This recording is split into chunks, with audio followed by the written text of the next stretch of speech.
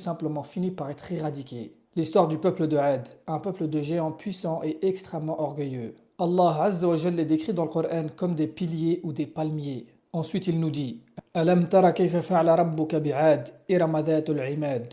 N'as-tu pas vu ce que ton Seigneur a fait au peuple de Ad, à Iram, la cité des colonnes remarquables? Et ce peuple vivait tellement longtemps que lorsque l'un d'entre eux construisait une maison, la maison finissait par s'écrouler avec le temps alors que la personne qui l'a construite était toujours vivante. Ils descendent de Sam, le fils de Nuh alayhi salam. C'est après le déluge de Nuh qu'ils ont peuplé la région d'Al-Ahqaf, la région qui se trouve entre le Yémen et Oman. Et ils sont les premiers à avoir fabriqué des statues influencés par le shaitan qui leur a dit pour pas oublier vos ancêtres pieux, faites des statues afin de vous rappeler d'eux. Et à leur époque, la fabrication de statues n'était pas interdite comme ça l'est de nos jours en islam. Et génération après génération, ils ont fini par adorer ces statues et tomber dans le shirk et la mécréance. Ils étaient tellement puissants qu'ils opprimaient les peuples alentours, pensant que personne ne pouvait les surpasser.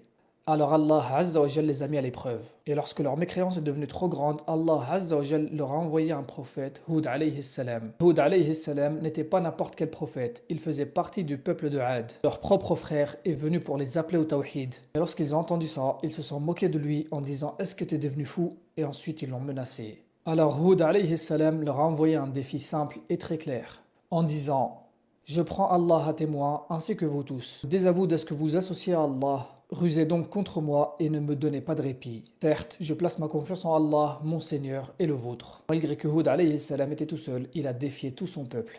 Et lorsqu'ils ont essayé de l'attaquer, Allah Azza wa Jalla l'a protégé et ils n'ont rien pu faire. Et leur mécréance les a poussés à dire Tu prétends qu'il y a un châtiment, fais-le donc venir. On veut voir de nos propres yeux. Hud alayhi salam a levé les mains et a invoqué Allah Azza wa Jal, et le châtiment a commencé. Ça a commencé avec une sécheresse totale de 3 ans, et le peuple de Had vivait principalement de l'agriculture. Toutes leurs récoltes ont fané, alors ça devenait très dur pour le peuple de Had.